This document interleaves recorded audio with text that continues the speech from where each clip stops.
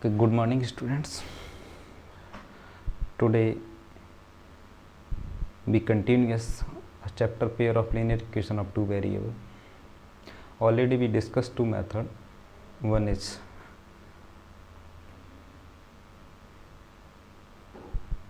substitution method. Second one is elimination method. Today we will discuss cross multiplication method. कैसे हम cross multiplication method का use करके pair of linear equation two variable को solve करते हैं। ये बहुत इम्पोर्टेंट मेथड है, क्यों कभी कभी स्पेशली पेपर में ये पूछ लिया जाता है कि ये जो दो इक्वेशन दी हुई इनका जो सॉल्यूशन निकालना है वो किसके हेल्प से निकालना है, क्रॉस मल्टीप्लिकेशन की हेल्प से निकालना है। इसीलिए ये जानना बहुत ज़रूरी है। और जब ये ऐसा क्वेश्चन आता है तो 3 मार्क्स का क्वेश्चन या 4 मार्क्स का क्वेश्चन आपको पूछा जाएगा, cross multiplication method. Specially question paper में कभी पूछता है कि दिस प्रॉब्लम सॉल्व और this problem solve by using cross multiplication method. That's why this cross multiplication method is very important. So how to apply or how to solve pair of linear equation two variable by using cross multiplication method. तो हम कैसे इसका use करते हैं और कैसे हम इसको यूज करके सॉल्व करते हैं, हम आज वो डिस्कस करेंगे। और इससे रिलेटेड कुछ प्रॉब्लम्स हैं वो बहुत डिस्कस करेंगे। आज का जो टॉपिक है बहुत ही इम्पोर्टेंट है। इस टॉपिक से मिनिमम 2 मार्क्स का एक क्वेश्चन आ सकता है और एक 3 मार्क्स का क्वेश्चन भी आ सकता है। देखो कैसे हम डिस्कस करते, कैसे हम सॉल्व करते हैं क्रॉस मल्टीप्लिकेशन मेथड का, कैसे हम यूज करते हैं, किस तरीके से हमें इक्वेशन दी होती हैं तो हम कैसे उनको यूज करके सॉल्व करते हैं। For example, these are two linear equation, these are standard form of linear equation a1x plus b1y plus c1 equal to 0 और a2x plus b2y plus c2 equal to 0. We consider these two linear equation. Here x and y are variable and a1, b1, c1 are constant terms and a2, b2 and c2. So by using cross, how we use that cross multiplication method, you remember or you see how we use that method. हम कैसे इस method का use करेंगे आप समझने की कोशिश करना, और बाद में अगर हो सके तो उस फॉर्मूले को याद भी कर लेना, लेकिन समझने की ज़्यादा कोशिश करना कि हम कैसे उसको अप्लाई करते हैं। फॉर एग्जांपल, हमारे पास ये जो कॉफिशिएंट दिए हुए हैं a1x b1y plus c1 equal to 0 और a2x plus b2y plus c2 equal to 0, हम क्या करें यहाँ पर इन दोनों इक्वेशन को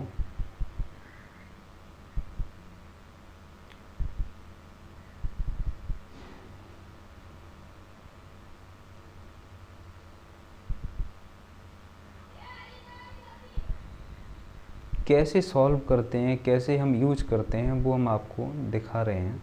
जैसे अगर ये दो इक्वेशन आपको दी हुई हैं, number 1 a1x plus b1y plus c1 equal to 0, another equation a2x plus b2y plus c2 equal to 0। Equation first नाम दे देते हैं, इसको इक्वेशन सेकंड नाम देते हैं। अब देखिए हम कैसे अप्लाई करते हैं इस फॉर्मूले का, क्रॉस मल्टीप्लिकेशन मेथड का जो फॉर्मूला आपकी बुक में दिया हुआ है वो कैसे बन जाता है, बहुत अच्छे से समझना। और इस प्रोसीजर को आप डायरेक्ट भी यूज कर सकते हैं, ऐसा कोई बाउंडेशन नहीं है कि आपको वो फार्मूला याद करना है। आप सबसे पहले क्या लिख लेंगे, x, y और 1, इस तरीके से। अब क्या करेंगे, यहाँ x के अपॉन में b1 b2 लिखेंगे, उसके बाद क्या आता है c1 c2, उसके बाद क्या आता है a1 b2, उसके बाद क्या आता है b1 b2। हमने जहाँ से स्टार्ट किया ये a1 b1 c1 ये और a2 b2 c2 ये सब क्या है, x का कोफिशिएंट और y के कोफिशिएंट और कांस्टेंट टर्म। तो हमने जहाँ से इस टर्म को स्टार्ट किया था b1 b2 से स्टार्ट किया था, एंड भी हम वहीं पर करेंगे b1 b2 से। फिर हमारा क्या करेंगे, हम एरो इस तरीके से लगाएंगे b1 c2 minus b2 c1। हमारा एरो का डायरेक्शन आपको दिख रहा है ना। फिर ध्यान देना करते कैसे हैं हम इनको, इस तरीके से नोट कर लेंगे। अब अगर हम एरो की तरह इसको सिंप्लीफाई थोड़ा कर लेंगे तो देखो क्या आ जाएगा, B1 C2, ये B1 किसके साथ मल्टीप्लाई करेंगे, C2 के साथ, तो x upon B1 C2 minus B2 का किसके साथ मल्टीप्लाई करेंगे, C1 के साथ, B2 C1, now by upon C1 A2, किससे मल्टीप्लाई करेंगे, C1 A2 minus C2 A1, और 1 अपॉन क्या हो जाएगा, A1 B2 minus A2 B1 minus A2 B1। तो हमने जो ये लिखा है x अपॉन कितना है, B1 C2 minus B2 upon C1, by 1 कितना है, C1 upon A2 minus C2 A1, और 1 अपॉन कितना है, A1 B2 upon A1 B2 minus A2 B1। तो अगर ये टर्म फर्स्ट टर्म और ये कांस्टेंट टर्म को हम कंपेयर कर लें तो हम किसकी वैल्यू निकाल सकते हैं, x की, और x की वैल्यू हमारी क्या आ जाएगी, B1 C2 minus B2 C1 upon A1 B2 minus A2 B1। ये किसकी वैल्यू आ गई, x की वैल्यू। ऐसी ही अगर हमें y की वैल्यू निकालनी है तो y की वैल्यू कैसे निकालेंगे, देखिए क्या लिखेंगे, y equal to C1 A2 minus C2 A1 upon A1 B2 minus A2 B1। तो ये किसकी वैल्यू निकली, y की, और ये वैल्यू किसकी निकली, x की। तो हमने जब एलिमिनेशन मेथड पढ़ा था और सब्स्टिट्यूशन मेथड पढ़ा था तो हम ये दोनों इक्वेशन को सॉल्व करते तो x और y की वैल्यू निकालते थे। इस मेथड से भी हम किसकी वैल्यू निकालेंगे, x और y की वैल्यू निकालेंगे। ये बहुत थोड़ा सा दोनों मेथड से थोड़ा हार्ड लगता है, लेकिन जब स्पेशली पेपर में पूछा जाता है क्वेश्चन पेपर में तो आपको इसी मेथड का यूज़ करके सॉल्व करना है। अब देखो हमने जो यहाँ पर मैं डिस्कस किया है, हमने पीछे इस फॉर्मूले जो हमारा ये रिजल्ट निकला, ये और ये जो रिजल्ट निकला, आपकी बुक में ये रिजल्ट डायरेक्ट दिया हुआ है। वो रिजल्ट क्या दिया है, ये x upon B1 C2 minus B2 C1 जो हमने आपको निकाल के दिखाया, और बाई अपॉन क्या है, C1 A2 minus C2 A1, और 1 अपॉन क्या है, B2 A1 minus A2 B1। तो यहाँ पर हम डायरेक्ट पहुँच गए। उसके बाद हमने आपको क्या बताया था, x की वैल्यू हम कैसे निकालेंगे, क्या करेंगे,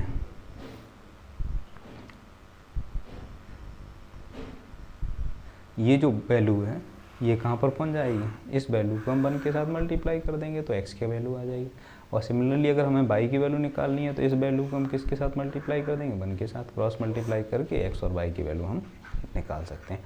तो ये मेथड क्या कहलाता है, क्रॉस मल्टीप्लिकेशन मेथड। क्या बोलते हैं इस मेथड को, क्रॉस मल्टीप्लिकेशन मेथड। इस मेथड का यूज करके हम x और y की वैल्यू निकाल सकते हैं।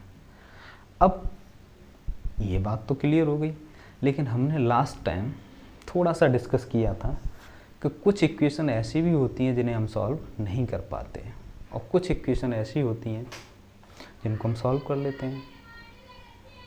इससे रिलेटेड थोड़ा सा हम डिस्कस कर रहे हैं आपसे कि हम कैसे आइडेंटिफाई करेंगे कि वो इक्वेशन है क्या, वो हम इक्वेशन को कैसे पता करेंगे कि इक्वेशन, हमने लास्ट टाइम भी डिस्कस किया था कि इक्वेशन 3 टाइप्स कंडीशन होती हैं और 3 टाइप से हो सकती हैं। एक तो क्या हो सकता है, 2 इक्वेशन होंगी वो एक दूसरे को इंटरसेक्ट करेंगी एक पर्टिकुलर पॉइंट पर। दूसरी कंडीशन क्या होंगी, वो एक लाइंस क्या होंगी, पैरेलल होंगी। तीसरी कंडीशन क्या होगी, एक लाइन होगी और उसी के ऊपर दूसरी भी लाइन। ये 3 कंडीशन हो सकती हैं, और इन तीनों कंडीशन को हम कैसे पहचानेंगे, without plotting a graph. Mathematically हम इक्वेशन को देख के कैसे फाइंड आउट कर सकते हैं। तो देखो जब यूनिक सॉल्यूशन होगा, जब हमने पीछे आपको एक कंडीशन देखी थी a1 x plus b1 Y plus c1 equal to 0 और a2x plus b2 Y plus c2 equal to 0। अगर ये 2 इक्वेशन आपको दी हुई हैं और यूनिक सॉल्यूशन की बात करते हैं तो हमारा जो कोफिशिएंट ऑफ एक्स है a1 और a2 ये b1 b2 के इक्वल नहीं होना चाहिए। क्या करें, coefficient of X a1 upon a2 is not equal to b1 upon b2 होगा तो वो कैसी इक्वेशन होंगी, ऐसी इक्वेशन होंगी जिनको हम सॉल्व कर लेते हैं और एक particular intersection point find out करते हैं, that point is known as a unique solution. Next case क्या होता है, मैनी सॉल्यूशन। इट मीन्स, अब एक थोड़ा छोटा सा हम एग्जांपल ले लेते हैं यूनिक सॉल्यूशन का। यूनिक सॉल्यूशन का एग्जांपल क्या हो सकता है, जैसे 2x plus 3y equal to 5 और 5x plus 3y equal to 2। अब देखो यहाँ पर x का कोएफिशिएंट 2 है और यहाँ पर x का कोएफिशिएंट कितना 5, तो देखें हम 2/5, यहाँ y का कोएफिशिएंट कितना 3 और यहाँ y का कोएफिशिएंट कितना 3, ये दोनों वैल्यू इक्वल नहीं है। It means these two equation है यूनिक सॉल्यूशन। इसका मतलब क्या हुआ, इन दोनों इक्वेशन का कैसा सॉल्यूशन होगा, यूनिक। अगर हम इन दोनों इक्वेशन की लाइन प्लॉट करेंगे तो ये लाइन कैसी होंगी, एक पर्टिकुलर पॉइंट पर इंटरसेक्ट करेंगे, तो इन्हें क्या बोलते हैं, यूनिक सॉल्यूशन। क्या बोलते हैं, यूनिक सॉल्यूशन। और यूनिक सॉल्यूशन की कंडीशन क्या होती है, a1 upon a2 is not equal to b1 upon b2। और इसी टाइप की हमें सारी इक्वेशन दी जाएंगी जिन्हें हम क्या करेंगे, सॉल्व करेंगे। सेकंड केस क्या आता है, मैनी सॉल्यूशन। मैनी सॉल्यूशन का मतलब क्या होता है कि वो लाइन कैसी होंगी, एक लाइन के ऊपर दूसरी लाइन होगी, वो लाइन ओवरलैप करेंगी। इसका मतलब ये है कि एक्स का भी कोफिशिएंट और वाई के भी कोफिशिएंट और कांस्टेंट टर्म का सब का रेशियो अगर इक्वल हो जाता है तो वो कंडीशन क्या आ जाती है, मैनी सॉल्यूशन की। क्या कंडीशन आ जाती है, मैनी सॉल्यूशन। जैसे फॉर एग्जांपल अगर हम कंसीडर कर लें कि इक्वेशन है X plus Y equal to 3 और 2x plus 2y equal to 6। अब देखो अगर हम इसको देखते हैं, एक्स का कोएफिशिएंट कितने हैं 1/2, वाई के कोएफिशिएंट कितने हैं 1/2 और कांस्टेंट टर्म कितना 1/2, 3/6। 3/6 का मतलब भी कितना हो गया 1/2। इसका मतलब सभी इक्वल हो गया। तो इस टाइप की इक्वेशन होंगी, तो इस टाइप की इक्वेशन के कितने सोल्यूशन होंगे, many. There are many solution. It means these lines are overlapping to each other. अगर एक लाइन प्लॉट करोगे और दूसरी लाइन के भी पॉइंट निकालोगे तो वो लाइन उसी के ऊपर लाई करेगी। थर्ड केस, हमने जब पीछे पढ़ रहे थे एलिमिनेशन मेथड तो हमने वहाँ पर आपको एक लाइन डिस्कस की थी और वहाँ पर ये कंडीशन आ गई थी, a1 upon a2 is equal to b1 upon b2 but b1 not equal to c1 upon c2। It means वो लाइन कैसी होगी, इसका मतलब वो लाइन कैसी होगी, x plus Y equal to 5 and 2x plus 2y equal to 6। x के coefficient और y के कोफिशिएंट का रेशियो इक्वल होगा लेकिन कांस्टेंट टर्म का रेशियो इक्वल नहीं होगा। तो इस टाइप की लाइन क्या कहलाती हैं, ऐसी लाइन होंगी जिनको हम सॉल्व करना आसानी से सॉल्व नहीं कर सकते। क्या कर सकते हैं, जिनको हम आसानी से सॉल्व नहीं कर सकते और उनका सॉल्यूशन एग्जिस्ट नहीं करता है। फर्स्ट केस में क्या है, यूनिक सॉल्यूशन। इस टाइप की लाइनों को हम आसानी से सॉल्व कर लेंगे। मैनी सॉल्यूशन आएगा तो हम सॉल्व एक पर्टिकुलर इंटरसेक्शन पॉइंट नहीं निकाल सकते, बहुत सारे उसके सॉल्यूशन एग्जिस्ट कर सकते हैं, वो भी हम लिख सकते हैं, but in the case of no solution not possible to solve the problem. Equation को सॉल्व करना इतना आसान नहीं होता। तो सॉल्व करने का हमने मेथड बताया और हमने आपको क्या बताया कि हम कैसे आइडेंटिफाई करेंगे कि पर्टिकुलर इक्वेशन यूनिक सॉल्यूशन होगा, मैनी सॉल्यूशन होगा या नो सॉल्यूशन। ये आपको ध्यान रखना पड़ेगा क्योंकि हमने क्या डिस्कस किया, अगर दो लाइनें दी हुई हैं, उन लाइन स्टैंडर्ड इक्वेशन अगर हम कंसीडर कर लें a1x plus b1y plus c1 equal to 0 and a2x plus b2y plus c2 equal to 0, if a1 upon a2 is not equal to b1 upon b2 means no unique solution is there. If a1 upon a2 equal to b1 upon b2 equal to c1 upon c2 means many solution is there. And third case is no solution if a1 upon a2 is equal to b1 upon b2 is not equal to c1 upon c2. So there are three conditions: unique solution, many solution and no solution. अब हमने इससे related कुछ question यहाँ पर consider किए हैं जो हम क्रॉस मल्टीप्लिकेशन मेथड का यूज़ करके सॉल्व करेंगे। कुछ एक दो एग्जांपल लिए, उसके बाद हम पर्टिकुलर दैट इससे रिलेटेड जो एक्सरसाइज है उसके लिए अलग वीडियो बनाएंगे और उसकी सारी प्रॉब्लम को इसमें इन्वॉल्व करेंगे। ये हमारी जो वीडियो केवल इंट्रोडक्टरी पार्ट पर है, उसका इंट्रोडक्शन पार्ट है। तो देखो कैसे हम यूज करते हैं सॉल्व क्रॉस मल्टीप्लिकेशन का यूज करके हम कैसे सॉल्व करते हैं pair of linear equation together. तो हमने एक एग्जांपल कंसीडर किया, देखो क्या दिया है। From a bus stand in a Bangalore, if we buy 2 tickets to Malleshwaram and 3 tickets to Yeshwanthpuram, the total cost is 46. But if we buy 3 tickets of Malleshwaram and 5 tickets for Yeshwanthpuram, the total cost is 70. Find the fare from the bus stand to Malleshwaram and Yeshwanthpuram. हमें क्या निकालना है, मल्लेश्वरम का और यशवंतपुरम का बस fair निकालना है। तो देखो कैसे निकालेंगे, late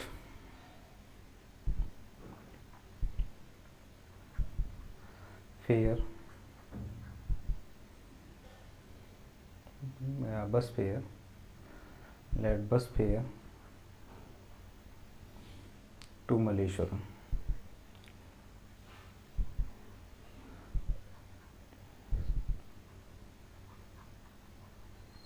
X rupees and Yeshwanthpuram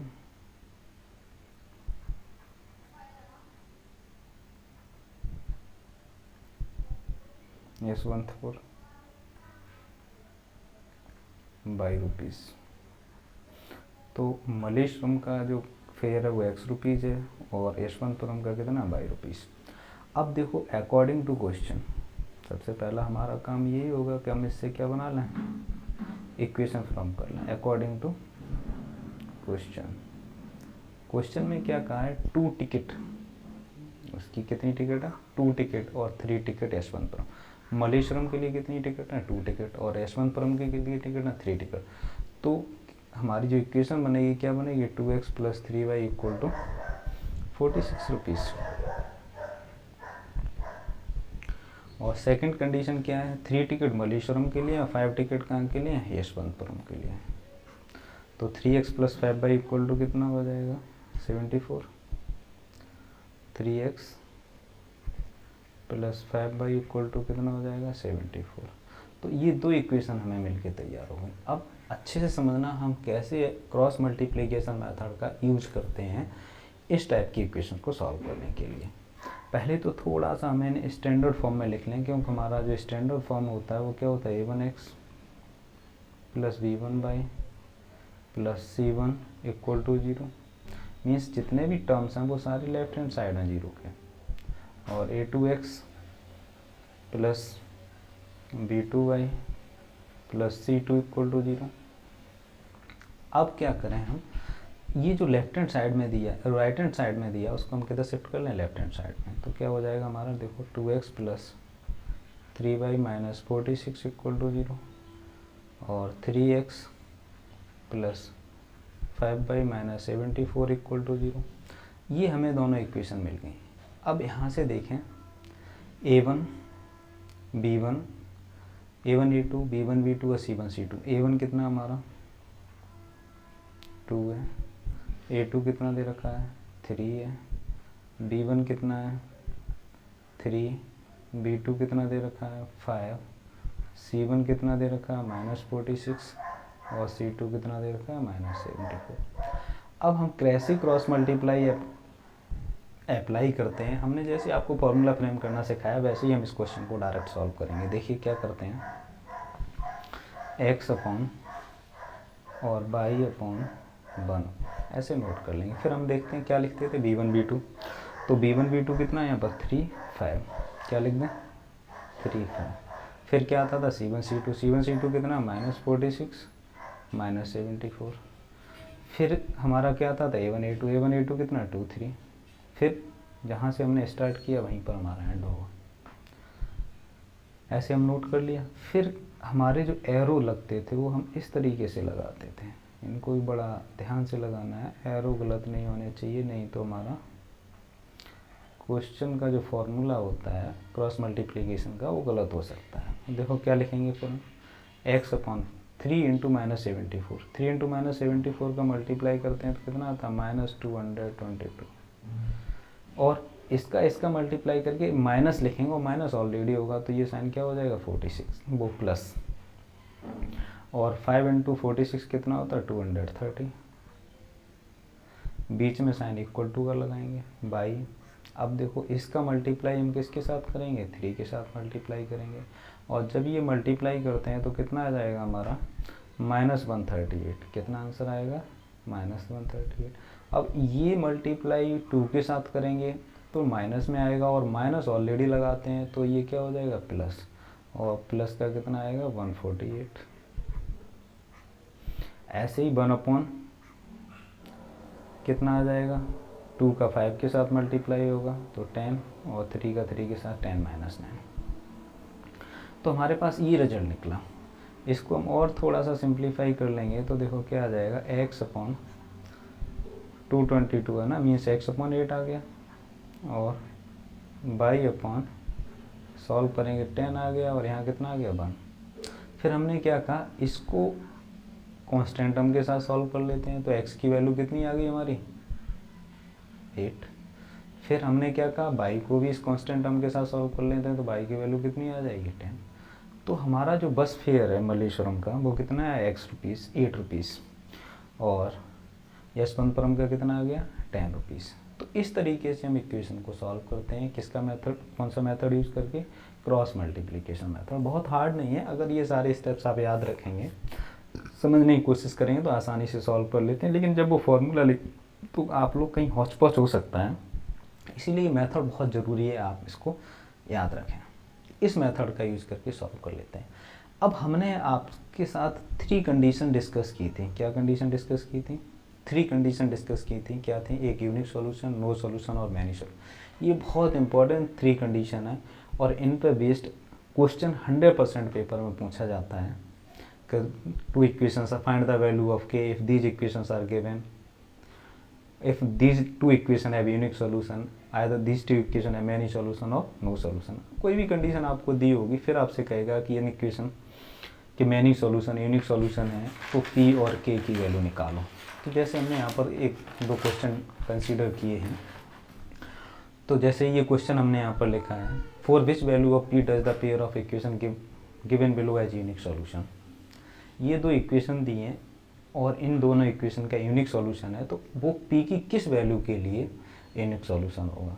तो देखो कैसे सॉल्व करते हैं इस टाइप के क्वेश्चंस को। क्या सॉल्यूशन कहा है इन्होंने? Unique solution. क्या कहा है? Unique solution. अब समझना यूनिक सॉल्यूशन का कंसेप्ट को हम कैसे, जब हमें 2 इक्वेशन दिए a1x plus b1y plus c1 equal to 0 और सेकंड क्या दिया a2x plus b2y plus c2 equal to 0, और यूनिक सॉल्यूशन की कंडीशन क्या होती है? a1/a2 is not equal to b1/b2। ये किसकी कंडीशन होती है? यूनिक सॉल्यूशन की। अब देखो यहाँ पर ये 2 इक्वेशन दी हैं, यहाँ पर a1 कितना हमारा 4, a2 कितना दे रखा है 2, b1 कितना दे रखा है p, b2 कितना दे रखा है 2, c1 कितना दे रखा है 8, c2 कितना दे रखा है 2। हमें यहाँ c1 c2 की ज़रूरत नहीं है, हम केवल 4 वैल्यू से ही पता कर सकते हैं p की वैल्यू क्या होगी। तो देखो a1/a2 का मतलब 4/2 हो गया, और b1/b2 का मतलब p/2 हो गया, और ये दोनों वैल्यू क्या होंगी? Unequal. It means p equal to कितना आ गया? p is not equal to 4। इसका मतलब p is not equal to, क्या आंसर आएगा? p is not equal to 4। इसका मतलब क्या हुआ? इसका मतलब ये हुआ कि p की वैल्यू 4 नहीं हो सकती, और p के अलावा, 4 के अलावा सारी p की वैल्यू को ये कंडीशन सेटिस्फाई करेगी। p की वैल्यू 4 अगर हम रख देंगे तो इस इक्वेशन के क्या होंगे? यूनिक सॉल्यूशन नहीं होंगे, नो सॉल्यूशन। क्या होंगे? No solution. तो for all value of p, answer हमारा क्या निकला? For all value of p except 4। Sir क्या निकला? एक्सेप्ट 4। p की वैल्यू 4 न हो, इसके अलावा कुछ और हो सकती है। जो इस इक्वेशन को सेटिस्फाई करेगी, for all value of p except 4। It means p is not equal to 4, p की वैल्यू 4 नहीं होनी चाहिए, इसके अलावा कोई भी वैल्यू होगी। और जो हमारा यूनिक सॉल्यूशन है, अगर हम यहाँ पर कुछ भी वैल्यू रख देंगे तो इन दोनों इक्वेशन के हमेशा क्या आएंगे, यूनिक सॉल्यूशन आएंगे। और हाँ, इन दोनों लाइन, या अगर हम लाइन प्लॉट करना चाहेंगे तो ये दोनों लाइन क्या करेंगे, पर्टिकुलर पॉइंट पर इंटरसेक्ट करेंगे। तो ये क्वेश्चन बहुत इंपॉर्टेंट है, पेपर में पूछा जाता है। हमने एक बहुत इजी क्वेश्चन लिया था, इसी टाइप का हम एक क्वेश्चन और डिस्कस कर लेते हैं। देखिए क्या दिया है, फॉर व्हाट वैल्यू ऑफ के will the following pair of linear equation में इनफाइनाइट मैनी सॉल्यूशन। अब यहाँ पर ये दो इक्वेशन आपको दी हुई हैं, के की एक्स बाई और के। तो ये कहा है के की वैल्यू क्या होगी, के कांस्टेंट है, के की वैल्यू क्या होगी अगर ये दोनों इक्वेशन क्या है, इनके मैनी सॉल्यूशन और इनफाइनाइट मैनी सॉल्यूशन। तो देखो कैसे सॉल्व करते हैं इस टाइप की इक्वेशन को। पहले तो हम इसको लिख लेते हैं, a1x plus b1y plus c1 equal to 0 और a2x plus b2y plus c2 equal to 0। फिर मैनी सॉल्यूशन की जो कंडीशन होती है वो क्या होती है, मैनी सॉल्यूशन क्या होता है, a1 upon a2 equal to b1 upon b2 equal to c1 upon c2। मतलब सारे है ना, x के कोएफिशिएंट y के कोएफिशिएंट कांस्टेंट टर्म का रेशियो क्या होना चाहिए, इक्वल होना चाहिए। तो वहाँ पर क्या कंडीशन होती है, मैनी सॉल्यूशन हमने अभी डिस्कस किया था। तो यहाँ पर देखो a1 कितना है, ये a1 हो गया, देखो लिख देते हैं a1 इक्वल टू कितना निकला k, a2 कितना निकलेगा, x का कोएफिशिएंट 12, b1 कितना होगा 3, b2 कितना होगा k, c1 कितना होगा माइनस के साथ k माइनस 3 एंड c2 कितना होगा माइनस ऑफ k। और ये सारी वैल्यू को अगर हम यहाँ पर सब्स्टिट्यूट करेंगे तो हमें एक रिजल्ट निकलेगा। देखो क्या निकलेगा, k upon 12 equal to 3 upon k equal to k minus 3 upon k।